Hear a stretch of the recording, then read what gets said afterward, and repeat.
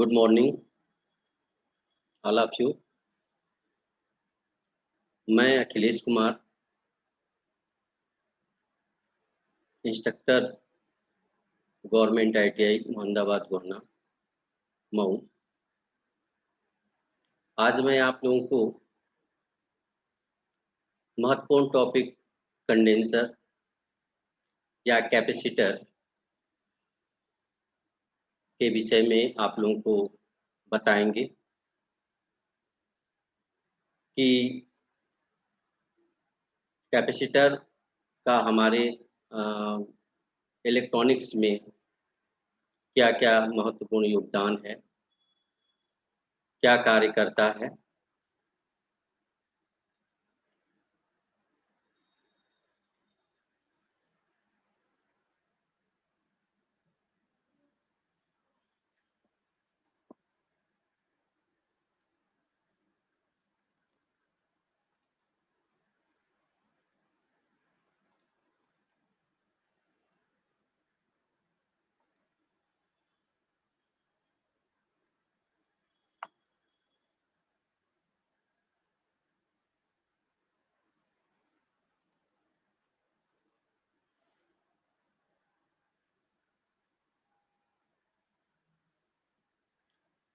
सबसे पहले आज क्या आपको पढ़ना है, उसकी समरी क्या है, उसके विषय में कैपेसिटर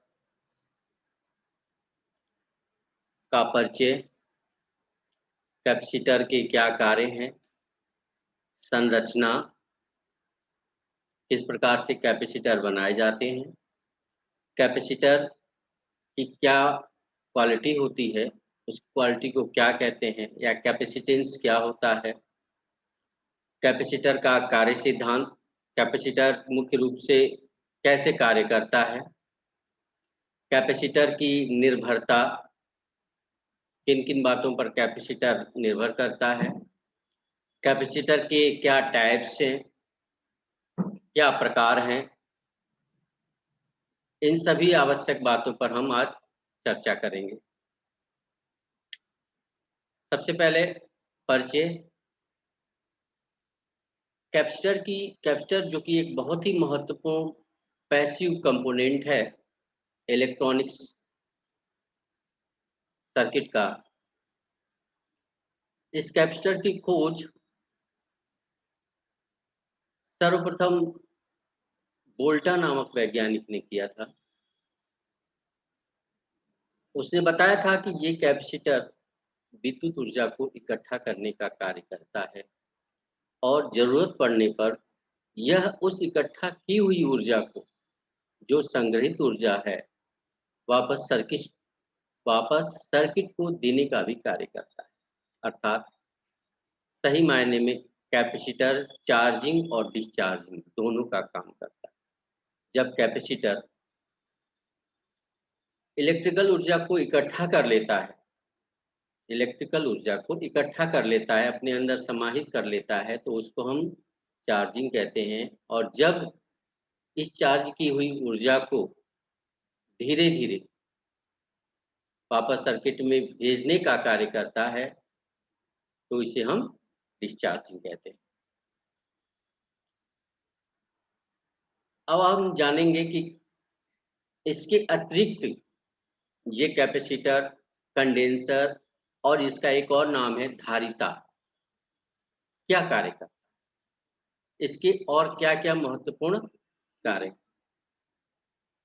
सबसे पहले हमने आपको बताया कि कंडेंसर चार्जिंग और डिस्चार्जिंग, जो कि इसका एक बहुत ही महत्वपूर्ण कार्य है।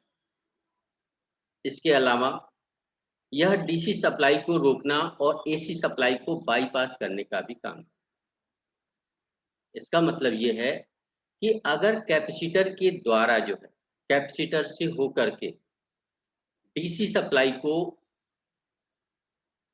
डीसी सप्लाई और एसी सप्लाई, कैपेसिटर से होकर अगर डीसी और एसी दोनों सप्लाई को पास किया जाए, भेजा जाए, तो इसके अंदर प्रॉपर्टी होती है कि यह डीसी सप्लाई को रोक देता है और एसी को पास। इसके साथ जो है यह किन्हीं दो सर्किटों को जोड़ने का भी काम करता है, जिस प्रक्रिया को हम कपलिंग का नाम देते हैं। कभी-कभी किसी सर्किट में, जैसे एम्पलीफायर सर्किट है और एक एम्पलीफायर सर्किट से हमें उतना वोल्टेज गेन या करंट गेन नहीं मिल पाता है जितना कि हमें चाहिए। तो हम क्या करते हैं, तब हम एक से अधिक सर्किटों को आपस में जोड़ करके हम अपना रिजल्टेंट या जो भी हमें चाहिए ऐसे सर्किट को हम बनाने का प्रयास करते हैं। उसके लिए क्या करना पड़ता है, जब हम एक या एक से अधिक सर्किट को जोड़ने का प्रयास करते हैं तो उसे जोड़ने के लिए हमें कैपेसिटर की आवश्यकता। कितना महत्वपूर्ण कार्य है कि आप चाहें तो इससे कई सर्किटों को जोड़ करके आप मनचाहा वोल्टेज और गेन प्राप्त कर सकते। दूसरा है, अगला है अवांछित फ्रीक्वेंसी को ग्राउंड करना या बाईपास करना। इसका क्या मतलब है? अवांटेड फ्रीक्वेंसी, आप जानते हैं जब भी कोई भी फ्रीक्वेंसी, सपोज कि कोई भी वीडियो या ऑडियो सिग्नल को आप यूज करना चाह रहे हैं एटमॉस्फेयर से, वीडियो या ऑडियो सिग्नल को एटमॉस्फेयर से आप यूज करना चाहते हैं, लेकिन आप जब उस वीडियो और ऑडियो सिग्नल को जो आप कैप्चर करोगे अपने एंटीना के द्वारा, तो आपको पता चलेगा कि इसमें बहुत सारे सिग्नल हैं, बहुत सारे अनवांटेड सिग्नल हैं जिसका आपको यूज नहीं है। बहुत से उसमें सिग्नल जो होते हैं जो सिर्फ कैरियर का कार्य करते हैं। क्या करें ऐसी स्थिति में? तो ऐसी स्थिति में जो अनवांटेड फ्रीक्वेंसी है जिसका हमें यूज नहीं है, इस अनवांटेड जो कि जो फ्रीक्वेंसी बहुत ज्यादा होती है, लेकिन ये फ्रीक्वेंसी सिर्फ कैरियर का काम करते हैं, ये फ्रीक्वेंसी सिर्फ कैरियर का काम करते हैं। तो ऐसे हाई फ्रीक्वेंसियों को बाईपास या ग्राउंड करने का काम ये करते हैं। और क्या कार्य है इसके? किसी विभाग को वांछित सिग्नल देना। वांछित सिग्नल का मतलब ये है, बहुत सारे सिग्नल हैं आपके पास और बहुत सारे सिग्नल जैसे ऑडियो सिग्नल, वीडियो सिग्नल, और इनमें आपका मनचाहा जो चीज, जैसे आपको सिर्फ ऑडियो सिग्नल चाहिए या आपको सिर्फ वीडियो सिग्नल चाहिए, तो दोनों में से जो चीज आपको चाहिए वो आप इस कैपेसिटर के द्वारा, कैपेसिटर की मदद से आप वो चीज प्राप्त कर सकते। इसके बाद और क्या कार्य है कैपेसिटर के? कैपेसिटर किसी भी तरंग को, तरंग मतलब वेव्स, वेव्स, किसी वेव्स को के शिफ्ट मीन्स उसका आकार। सपोज करिए कि जब एम्प्लीफिकेशन की क्रिया होती है या सिग्नल कोई एक स्थान से दूसरे स्थान को जाता है, तो उसके शिफ्ट में, उसके आकार में परिवर्तन हो जाता है, आकार में परिवर्तन हो जाता है। इस परिवर्तन को आप कैपेसिटर की सहायता से डिले टाइम उत्पन्न करना। डिले टाइम क्या है? आप चाहते हैं कि एक सिग्नल से दूसरे सिग्नल, जब एक सिग्नल के बाद जब दूसरा सिग्नल आए वो एक निश्चित टाइम पे आए। यह कार्य भी आप किससे कर सकते हैं? कैपेसिटर। अगला है आपका फिल्ट्रेशन का कार्य। फिल्ट्रेशन, फिल्ट्रेशन क्या होता है? इसकी जरूरत क्यों होती है? आपको पता है कि बहुत सारे इलेक्ट्रॉनिक इक्विपमेंट ऐसे होते हैं जो मोस्टली डीसी सप्लाई से ही चलाए, जिनको चलाने के लिए एसी की जरूरत नहीं पड़ती, सिर्फ हमें डीसी की आवश्यकता। अब चूंकि एसी तो बहुत अधिक मात्रा में उपलब्ध है, लेकिन डीसी वोल्टेज जो है अधिक मात्रा में उपलब्ध नहीं होता और डीसी जो है कॉस्टली भी पड़ता है। तो ऐसी कंडीशन में हम क्या करते हैं कि एसी वोल्टेज को डीसी वोल्टेज में कन्वर्ट करते हैं। एसी वोल्टेज को डीसी वोल्टेज में कन्वर्ट किया जाता है। यह एसी वोल्टेज जो है, जब हम इसको डीसी वोल्टेज में कन्वर्ट करते हैं तो इस प्रोसेस को हम रेक्टिफिकेशन कहते हैं। क्या कहते हैं? रेक्टिफिकेशन। तो आफ्टर रेक्टिफिकेशन जो हमें डीसी प्राप्त होता है, हम देखते हैं कि उस डीसी में बहुत सारे एसी के पार्ट्स भी होते हैं। उस डीसी में बहुत सारे एसी के पार्ट्स होते हैं। तो क्या हमें चाहिए?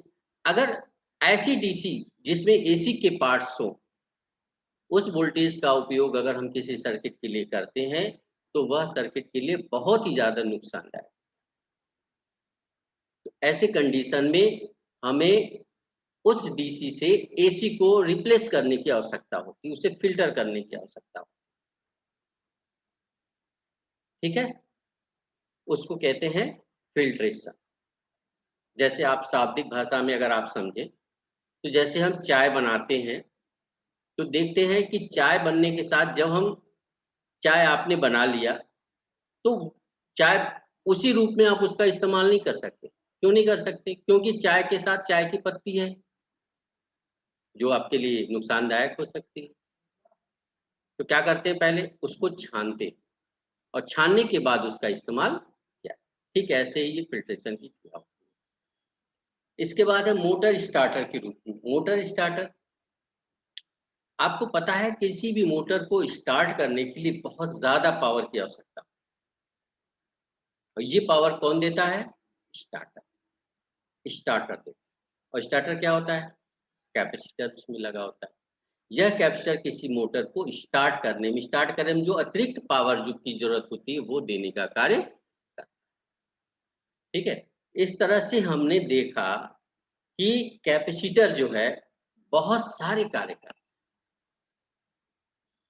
और शाब्दिक भाषा में हम आपको बताएं तो कैपेसिटर जस्ट लाइक आपके घर में जो पानी की टंकी होती है, क्या काम होता है पानी की टंकी का? पानी की टंकी का काम होता है सुबह के टाइम उस पानी की टंकी को आप भर लेते हो और दिन भर उस पानी की टंकी का इस्तेमाल आप करते हो। ठीक ऐसे ही कैपेसिटर होता है कि जब इस कैपेसिटर को विद्युत सप्लाई दी जाती है तो ये कैपेसिटर क्या होता है? चार्ज हो जाता है। जितनी इसकी क्षमता होती है उतना बिजली ये कैप्चर कर लेता है, इकट्ठा कर लेता है और फिर क्या करता है? ये धीरे धीरे उस सर्किट को वापस कर दे दे। ठीक है, इसके बाद हम कैपेसिटर की जो उसका स्ट्रक्चर है उसके विषय में चर्चा करेंगे। कैपेसिटर का स्ट्रक्चर, आखिर कैपेसिटर कैसे बनता है, कैसा दिखता है? तो कैपेसिटर जो है एक प्रकार का इलेक्ट्रिकल पुर्जा है, पैसिव डिवाइस है, जिसमें दो इलेक्ट्रोड निकले होते हैं जिसमें दो इलेक्ट्रोड निकले होते हैं जिसको हम एनोड और कैथोड कहते हैं। इसका मतलब कि कैपेसिटर को बनाते समय उसमें दो मेटेलिक प्लेट को लगाया जाता है। दो मेटेलिक प्लेट को लगाया जाता है और इन दोनों मेटेलिक प्लेटों के बीच जो है एक कुचालक पदार्थ को भर दिया जाता है या रख दिया जाता है जिसको कि हम डाई इलेक्ट्रिक, और जैसा ये डाई इलेक्ट्रिक पदार्थ होता है उसी के आधार पर कैपेसिटर का नाम है। ठीक है, कैपेसिटेंस। कैपेसिटेंस क्या है? कैपेसिटेंस ये किसी भी कैपेसिटर की प्रॉपर्टी। कैपेसिटेंस क्या है? यह किसी भी कैपेसिटर की प्रॉपर्टी है कि कैपेसिटर आखिर कार्य क्या करता है, उसकी प्रॉपर्टी, जो कार्य करने की क्षमता। आपको बताया है कि कैपेसिटर क्या काम करता है? वोल्टेज को इकट्ठा करने का काम करता है।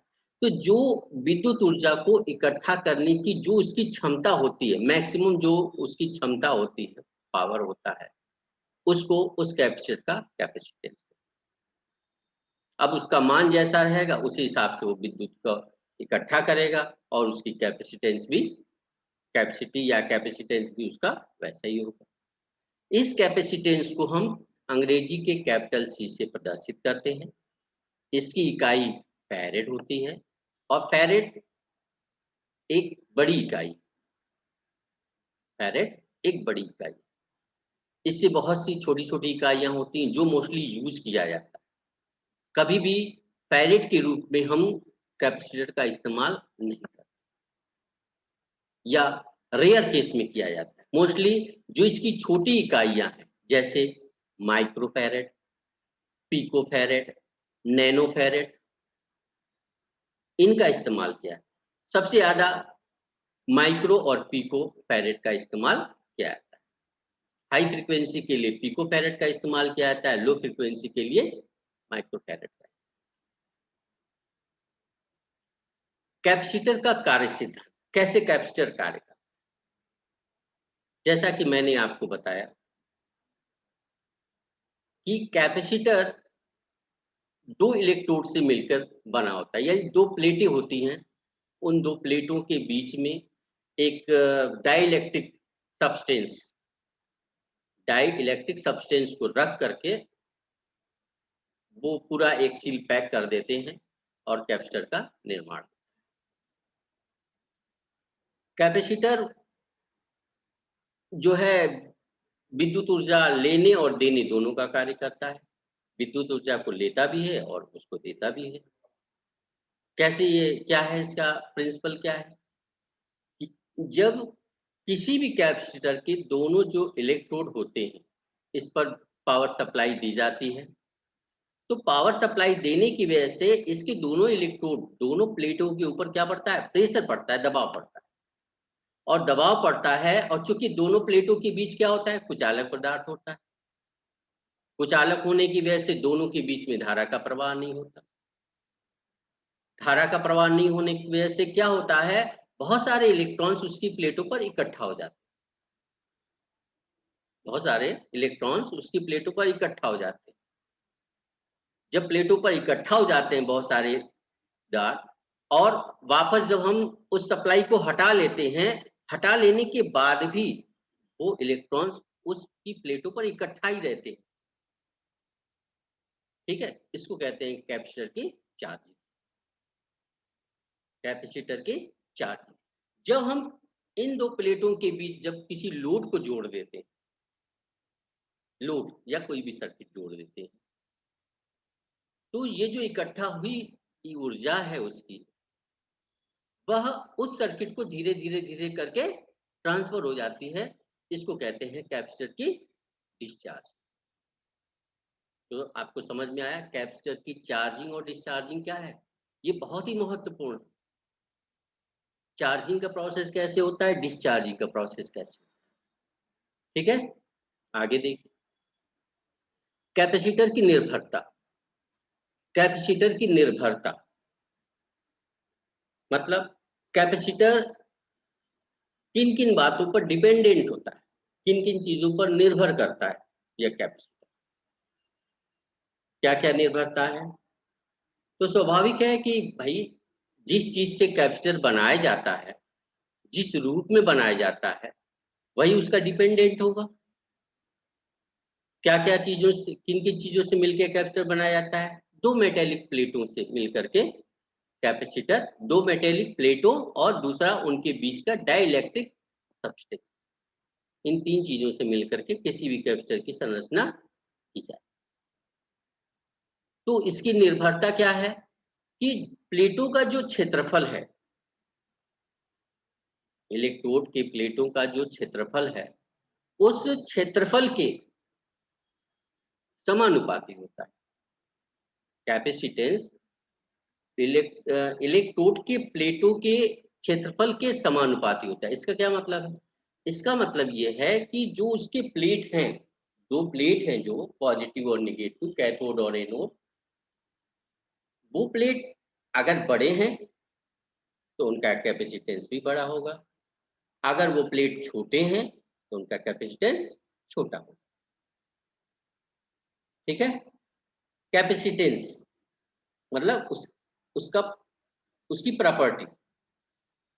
इसके बाद है दोनों प्लेटों के बीच की दूरी, दोनों प्लेटों के बीच की दूरी, अगर दोनों प्लेटों की बीच की दूरी कम है तो उसका कैपेसिटेंस, उस कैपेसिटर का कैपेसिटेंस क्या होगा, ज्यादा होगा। और अगर दोनों प्लेटों के बीच की दूरी कम है तो उसका कैपेसिटेंस क्या होगा, कम है तो ज्यादा होगा, अगर ज्यादा है तो कम होगा। जस्ट रिवर्स होता है। ठीक है, तो दो डिपेंडेंट हो गए। तीसरा है डिपेंडेंट क्या, प्लेटों के बीच जो डाइइलेक्ट्रिक सब्सटेंस रखा गया है उस पर, ये उस डाइइलेक्ट्रिक सब्सटेंस कैसा है, उसकी क्या प्रॉपर्टी है, उस पर भी यह कैपेसिटेंस निर्भर करता है। ठीक है, तो हमने देखा कि यह कैपेसिटर कैसा दिखता है, क्या काम करता है, कैपेसिटर की निर्भरता क्या है, किन किन चीजों पर यह डिपेंड करता है। इसके बाद है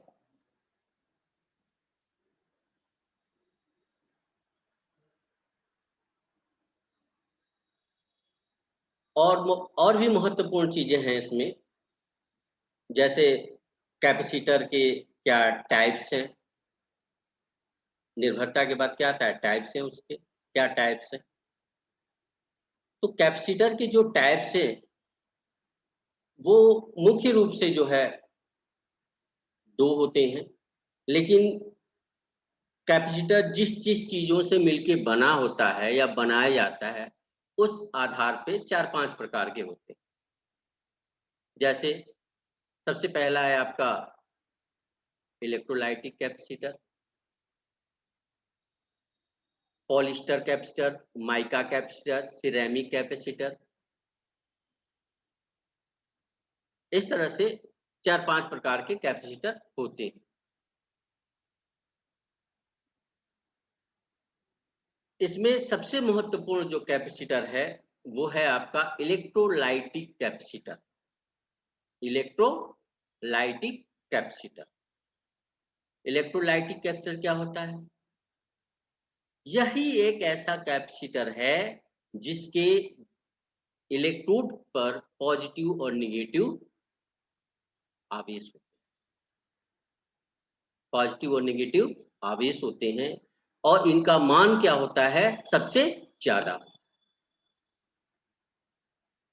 इलेक्ट्रोलाइटिक कैपेसिटर, इलेक्ट्रोलाइटिक कैपेसिटर जो होता है इसके दोनों टर्मिनल्स को एनोड और कैथोड कहा जाता है। इन दोनों ही इलेक्ट्रोडों की पहचान होती है।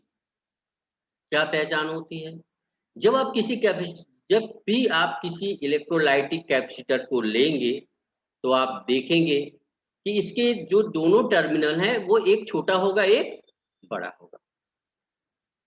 जो बड़ा वाला टर्मिनल होता है वो पॉजिटिव होता है, जो छोटा वाला टर्मिनल होता है वो निगेटिव होता है। एक तो ये पहचान हो गई। दूसरी क्या पहचान है, अगर बाई चांस दोनों उसके जो टर्मिनल है उसको काट के बराबर कर दिया जाए तब उसको कैसे पहचानेंगे। तो ऐसे कंडीशन में आप कैपेसिटर को जब आप हाथ में लेके देखेंगे, आप देखेंगे उसमें एक तरफ जो है निगेटिव के सिंबल बने होते, माइनस, तो इसका मतलब वो आपका कैथोड है, और जिस तरफ सिंबल नहीं बने होते वो आपका एनोड है, पॉजिटिव है। ठीक है, तो इस तरह से हमने देखा कि कैपेसिटर हमारे इलेक्ट्रॉनिक्स व्यवसाय में बहुत ही महत्वपूर्ण कंपोनेंट है। यह एक पैसिव डिवाइस है, पैसिव डिवाइस जो विशेष रूप से पैसिव डिवाइस जो विशेष रूप से कोई किसी सिग्नल की प्रॉपर्टी को तो चेंज नहीं करता, लेकिन उसकी उपस्थिति बहुत ही महत्वपूर्ण होती है। ठीक है, इसके बाद हम लास्ट में देखेंगे कुछ सावधानियां भी जरूरी हैं। क्या सावधानियां, जैसे मैंने बताया कि कैपेसिटर क्या काम करता है, चार्जिंग और डिस्चार्जिंग का। तो अगर कैपेसिटर कोई चार्ज है तो इसका मतलब उसके अंदर विद्युत होगा, इलेक्ट्रिक होगा।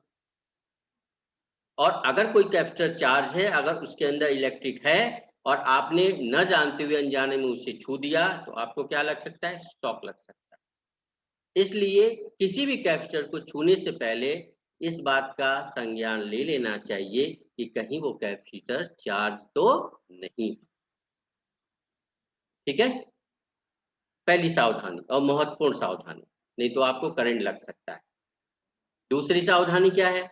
इसके दोनों टर्मिनल्स, इसके दोनों टर्मिनल्स, अगर ये कैपेसिटर चार्ज है तो इसके दोनों टर्मिनल्स को आपस में शॉर्ट करके देखना चाहिए हमें। शॉर्ट करके जब देखेंगे तो स्पार्किंग होगी। स्पार्किंग का मतलब इसके जो चार्ज है वो क्या हो गए? डिस्चार्ज हो गए, खत्म हो गए। तो जब डिस्चार्ज हो जाएगा उस कंडीशन में आप संतुष्ट हो जाएंगे कि हाँ, ये कैपेसिटर डिस्चार्ज हो चुका है, अब हमें इससे कोई दिक्कत नहीं। ठीक है, इस तरह से आपने देखा बच्चों, आज का टॉपिक बहुत ही बढ़िया रहा। कैपेसिटर के विषय में मुझे आशा है कि आप लोगों ने बहुत कुछ सीखा, बहुत कुछ जाना, और हम आगे आपको अगला टॉपिक जो लेके आएंगे वो इससे भी अच्छा होगा, जिसका नाम इंडक्टर है। इंडक्टर के विषय में अगले लेसन में हम चर्चा करेंगे, अगले टॉपिक में हम। Okay, thank you, all the best.